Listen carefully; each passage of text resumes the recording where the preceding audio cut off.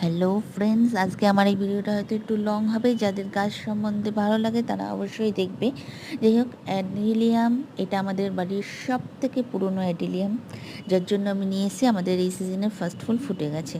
তোমরা দেখতেই পাচ্ছ আশা করি। আর যারা এই গাছ সম্বন্ধে জানো তারা হয়তো দেখেই বুঝতে পারছো এই গাছটাকে আমি কতটা ভালোবাসি, আর এই গাছটা আমাদের কতটা মায়া এবং অনেক ভালোবাসার বলতে গেলে। গাছের গুঁড়িটা দেখে বুঝতেই পারছো যারা এই গাছ সম্বন্ধে জানো যে গাছটা অনেক পুরনো। আর এটা ছোট থেকেই আমার মার কাছেই টোটালি মানুষ বলতে গেলে। বর্ষাকালে বৃষ্টি পড়ে গাছটা খুব সুন্দর ফুল ফুটেছে, প্রত্যেকটা ডালে কুড়ি এসছে। আশা করছি পরে গিয়ে একটা সুন্দর ভিডিও আনতে পারবো সবার জন্য।